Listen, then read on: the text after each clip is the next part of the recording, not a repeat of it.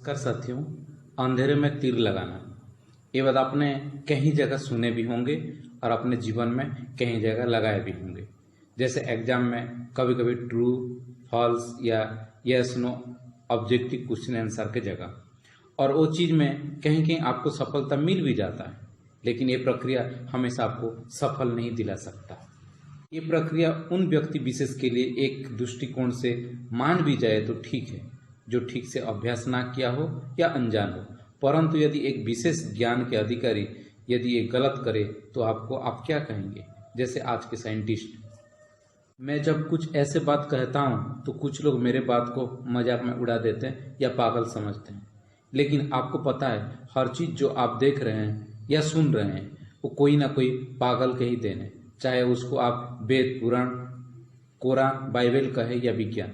मनुष्य के अभाव और पागलपन दोनों को मिलाने के बाद ही उसकी रचना या तैयार हो पाए, और मैंने ये दोनों को भी मानता हूँ, और वो भी बहुत सोच समझ के, अंधेरा में तीर मारने जैसा नहीं। लेकिन इस कोरोना महामारी के बाद कई सारे प्रश्न चिन्ह इस विज्ञान के ऊपर आने लगा है।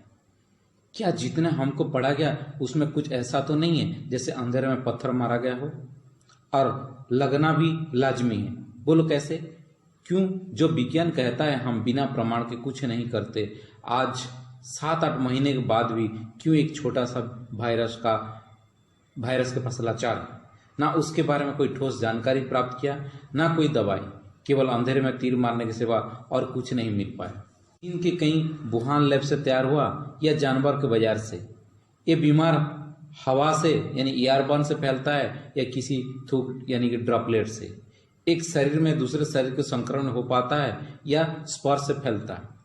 कमजोर लोग को केवल पकड़ता है या मजबूत लोग को भी जरूर खतरा है।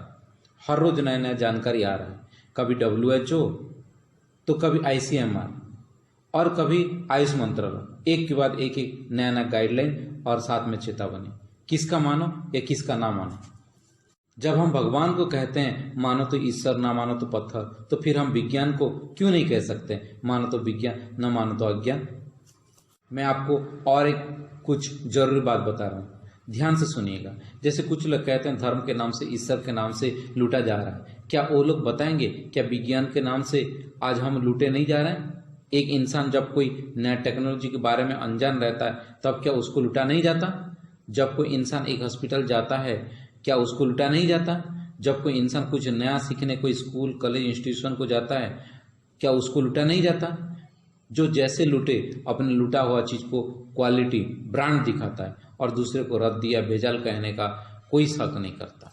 जैसे आज के विज्ञान और प्रकृति में लड़ाई एक अहम हिस्सा बन गया और उस लड़ाई में एक साधारण इंसान बलि का बकरा बन गया। आप कहेंगे वो कैसे? अपने आराम और मन को तसल्ली देने के लिए नया नया आविष्कार और उद्भावन करना शुरू किया। अपने को दूसरे से अलग और ऊपर रखने के लिए कई सारे गलती को भी सही साबित करने के लिए पछतावा नहीं किया। इतना आगे चला गया कि पीछे जाके अपने गलती को सुधारने के बजाय एक गलती के बाद दूसरा गलती करने में कोई शंका नहीं किया। मन में कई सारे सवाल है, अपने मन में भी है, लेकिन कुछ लोग दबा के रख लेते हैं जैसे आप, और कुछ लोग प्रकाश कर लेते हैं जैसे मैं। फिर भी आप लोग को सामने कुछ सवाल है। क्या आप लोग नहीं लगता हम जिस सदी में जी रहे हैं एक गुलाम वाला जिंदगी में नहीं जी रहे हैं? आज देखो कुछ लोग का आराम जिंदगी की वजह से आज हमको तड़पना पड़ रहा है। कुछ लोग मानता हूँ बहुत मेहनत किए और कर भी रहे हैं, लेकिन कुछ लोग आलस और आराम जिंदगी चुन ली, जिसका नतीजा आपके सामने। शरीर के आराम फरमाते AC और मुंह के स्वाद के लिए पिज्जा बर्गर मांसाहार और स्वादिष्ट भोजन, जिससे जात हुआ बड़े बड़े भयंकर बीमार और उसको दबाने के लिए बनाए दवाई। और जब से बनाई दवाई बेकार हो गया पढ़ाई, इंसान बन गया कसाई, पैसा से होने लगा लड़ाई, जिसका जितने कमाई उसके इतने बन गया भाई, माहौल इसलिए गरमाई। आज के दवाई और पढ़ाई में कितने मेल खा रहा है आप समझे थोड़ा। दवाई यदि खाते खाते काम कर गया तो मिल जाते डॉक्टर को वाह भाई, और पढ़ते पढ़ते कुछ बन गया तो बन जाता लड़का लड़की की सहनाई। दवाई यानी ज़्यादातर लोग एलोपैथी को ही समझते हैं, और समझना भी जरूरी है क्योंकि पैसा ज़्यादा इस पे लगता है। इसके पढ़ाई में लाखों करोड़ों पानी की तरह खर्च किया जाता है और करना भी जरूरी है, क्योंकि एक बार बस नाम के सामने डॉक्टर लग जाए, पैसा तो झक मार के आता है। चाहे ट्रीटमेंट करते करते डॉक्टर के हाथ से जान भी किसी का चले जाए तो भी लाइसेंस मिला है। किसी किडनी या कुछ काट के ले जाए तो भी सही है। 50 रुपया की जगह 50,000 या 5 लाख कहे तो भी देना पड़ेगा, चाहे कहीं से लोन लाए या घर का गिरवी रखे। पैसा जो जरूरत आम लोगों से ज़्यादा डॉक्टर को होता है। नहीं तो नया हॉस्पिटल नर्सिंग होम खोलेगा कैसे? नॉर्मल डिलीवरी की जगह सिजेरियन, हल्का सा डायरिया हो जाए तो आईसीयू में भर्ती, 2-3 बार छींक के चोट लग जाए तो लैब टेस्ट के नाम से लंबा लिस्ट बना के लूटने का एक अलग तरीका। जान के हैरान हो जाएंगे, ज़्यादातर लैब टेक्नीशियन को ठीक से टेस्ट करना भी नहीं आता, और कहीं कहीं आता है तो ठीक से वो टेस्ट करके कलेक्शन सैंपल को फेंक के बस नॉर्मल रिपोर्ट पकड़ा देते हैं। हॉस्पिटल के असली और भी ज़्यादा जानना चाहते हैं तो साउथ इंडियन तमिल फिल्म रमाना के रीमेक बॉलीवुड जो गब्बर इज बैक अक्षय कुमार के, वो झलक एक बार जरूर देखिए। Hello, wait. But according to Google, the female brain works faster. तेरा गूगल, मैं तो कहता हूँ बाबूनाथ मंदिर के बाजू में गूगल का मंदिर होना चाहिए। जय गूगल, जय Shut गूगल, up. जय Google. According to Google, 12% of road accidents इसीलिए होते हैं because लोग मोबाइल फोन नेसेसरी। आप ये टेस्ट करवा लीजिए, otherwise you going to blame us. No ma'am, nobody is going to blame you. मैं ये कहना चाहता हूँ कि जब एक्सीडेंट हुआ था मैं वहीं मौजूद था। It was not a major one. तो फिर आप यहाँ आए क्यों हैं? आप घर पर ही बैंडेज करवा सकते थे। आजकल पढ़े लिखे लोगों के साथ यही प्रॉब्लम है, खुद को डॉक्टर समझ लेते हैं। डॉक्टर, वो लोग नॉर्मल डिलीवरी के लिए इंसिस्ट कर रहे हैं। अरे इतना साल हो गया तुमको काम करते करते, फिर भी पेशेंट के साथ बात कैसा करने का तुमको नहीं मालूम? अरे बाबा tell them caesarean is absolutely safe, एकदम सेफ है। पर डॉक्टर, वो लोग कह रहे हैं कि जब तक नॉर्मल डिलीवरी हो नहीं जाती वो लोग वेट करेंगे। अरे नॉर्मल डिलीवरी होएगा तो बेटा हॉस्पिटल में माल कहाँ से आएगा? हाँ? और तुम्हारा सैलरी कहाँ से? ये लोग मतलब साइंस का वर्ड यानी मेडिकल वर्ड को लेकर के कैसे लोगों को बेवकूफ बना रहे हैं, क्या है ना, मेडिकल वर्ड काटो और ये लोग समझ जाएंगे। और देखिए मैं थोड़ा और दिखा रहा हूँ, क्योंकि ये लोग मतलब मरे हुए मुर्दा के ऊपर भी कैसे पैसा कमाते हैं। ये मर चुका है, इज ऑलरेडी डेड डॉक्टर। लेकिन उनको थोड़ी ही मालूम, जब तक उनकी जेब में माल है तब तक इसमें जान है। ये लीजिए। ऐसे सरकार, आईसीएमआर, डब्ल्यूएचओ को भी इन लोगों से बटी ज्यादा मिलता है, और आपको पता है जहां से ज्यादा बटी मिलता है सरकार उन्हीं का ही सुनता है, चाहे दवा का या दारू। चाहे दुनिया कुछ भी हो जाए, लोग बिना काम धंधा पे भूखमरी बेरोजगारी पे भले मर जाए, लेकिन अपने झूठी प्रोपोगेंडा चलाने खातिर सभी को कुर्बानी दिया जा रहा है। आप थोड़ा और एक बात को समझे, अभी बहुत लोग के हाथ पैसा चल रहा, बहुत लोग के हाथ से पैसा चला गया, बहुत सारे लोग कह रहे हैं हाथ खाली हो गया, सरकार भी कह रहा है उसके तिजोरी खाली हो रही है। बात स्वाभाविक है, जब लोग काम करेंगे नहीं तो कमाई कहाँ से होगा और सरकार को राजस्व कैसे मिलेगी। लेकिन बात वही नहीं, पैसा यदि लोग सरकार खाली हो रहा है तो जा कहाँ रहा है, ये भी आपको समझना पड़ेगा। आप कहेंगे भाई जो लोग काम कर रहे हैं उन लोग के पास जा रहा है, जो हॉस्पिटल या कोई प्राइवेट संस्था बटी ठीक से दे रहा है उसका लॉकडाउन से बाहर और दूसरे को छुट्टी। खबर में आखिर में समझे तो पैसा किसके हाथ लग रहा है आप समझ गए होंगे। ना सरकार ना आम जनता के पास, सभी जा रहा है कुछ मध्यस्थी और उनके साथी और कुछ पूंजीपति के पास। और वो मध्यस्थी यानी कौन हो सकता है आपको बताने की जरूरत नहीं है। आपको थोड़ा कोरोना के कुछ पर्दे के पीछे वाला स्टोरी समझा देता हूँ। आपको थोड़ा कोरोना के पीछे पर्दे के पीछे वाला स्टोरी समझा देता हूँ। कोरोना फैला के चीन अपना विस्तारवादी नीति को सुदृढ़ करना चाहता था, जो कि अपने मोदी जी के भाषण पे झलक मिल गया था। लेकिन यह नीति कुछ लोग अपनाना चाहते हैं और देश को लूटने लगे हैं, जैसे अंग्रेज देश को लूटे और गुलाम बना के रखे और आखिरी में देश को डोरी ऐसे लोग के हाथ में दे दिए जो अंग्रेज को गुलामगिरी किया था। सेम उसी तरह आज भी हम कुछ लोग के गुलामगिरी से उभरे नहीं हैं। अमेरिका, चीन और साथ साथ WHO। आपको थोड़ा अटपटा सा लग रहा होगा, अरे भाई चीन अमेरिका हमको कैसे गुलाम बनाए, अरे ये WHO कौन है? मैं आपको समझा देता हूँ। यदि समझ ना पाए तो चीन हमको डिजिटल दुनिया और इलेक्ट्रॉनिक चीज़ से गुलाम बना चुका है, और अमेरिका फाइनेंशियल सेक्टर और फोर्स सिक्योरिटी और कई चीज़ों से। और जिसको आप WHO पढ़ रहे हैं वो और कुछ नहीं, world wealth and health organisation, यानी जिसके आप केवल WHO समझ रहे थे, आजकल वो WHO बन चुका है। और वो संस्था भी ऐसा है जो जितना ज़्यादा बटी देगा उसके बारे में उसके इशारे पे ही काम करेगा। जैसे एक आम इंसान झूठ कहता है और झूठ को छुपाने नया नया तरीका अपनाता है, आज जब उसके झूठ का पर्दाफाश हो गया, नए नए हथकंडा अपनाने का देश और दुनिया को बहका रखा है, और हमारा देश भी उसके गुलामगिरी से फंस चुका है। जब भी कोई हेल्थ की बात आता है तो WHO की बात जरूर आता है, और इस कोरोना महामारी के असली हीरो बन के हमारा सामने पेश किया जा रहा है। इसके हर वाक्य को गाइडलाइन समझ के हमको चलाने पर मजबूर किया जा रहा है, लेकिन वो असली हीरो या विलियन समझना बेहद जरूरी है। आपने कभी भी WHO के डायरेक्टर जनरल डॉक्टर टेड्रस को मास्क लगाते हुए देखे नहीं होंगे, लेकिन निर्देश जरूर दिए सबको।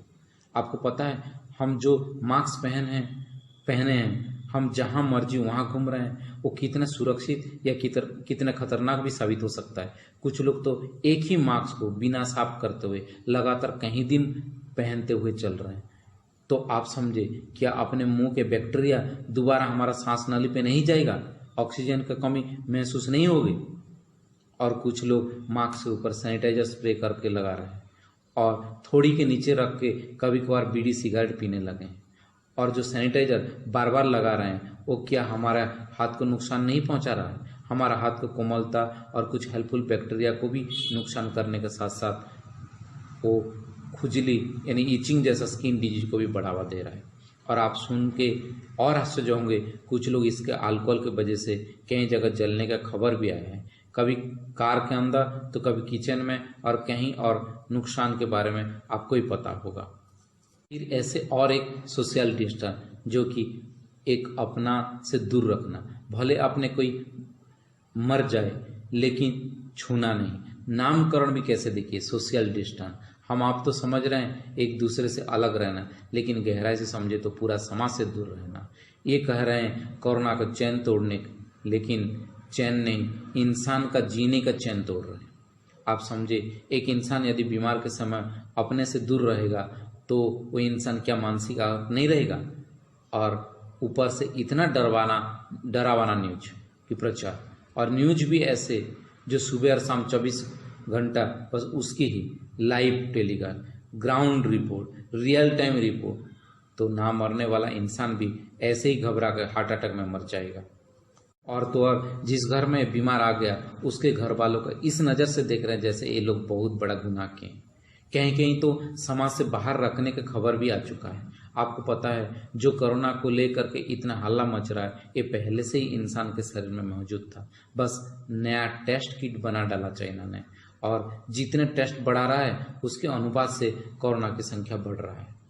इस बात को प्रमाण तौर पर एक जानकारी दे देता हूँ कि साउथ अमेरिका से 3000 किलोमीटर दूर उरुग्वे, नाम सुने होंगे, थोड़ा आगे अर्जेंटीना, 61 मछुआरे जो मछली पकड़ने वाले एक जहाज से 20 जून को गए थे, और 35 दिन के अंदर उनका 57 लोग कोरोना पॉजिटिव निकला। वो कैसे? जिनका दूर दूर तक उनके कोई गया नहीं था, महीने भर उनका संपर्क नहीं थे, 35 दिन के बाद कैसे उनको कोरोना हो गया? लेकिन तब ये बात पता चला जब वहाँ का सारे मछुआरे साथ साथ उनका डॉक्टर भी बीमार पड़ गए, हॉस्पिटल भर्ती करा और कोविड टेस्ट किया तो पॉजिटिव निकला। कैसे? जो लोग जाने से पहले पूरे कोविड टेस्ट हो रखा था, 14 दिन क्वारंटाइन में रखे थे और सारे गाइडलाइन को मान के उन्होंने गए थे, फिर उनको आखिर पॉजिटिव कैसे निकला, कहाँ से निकला? ये बहुत बड़ा सोचने वाला बात है।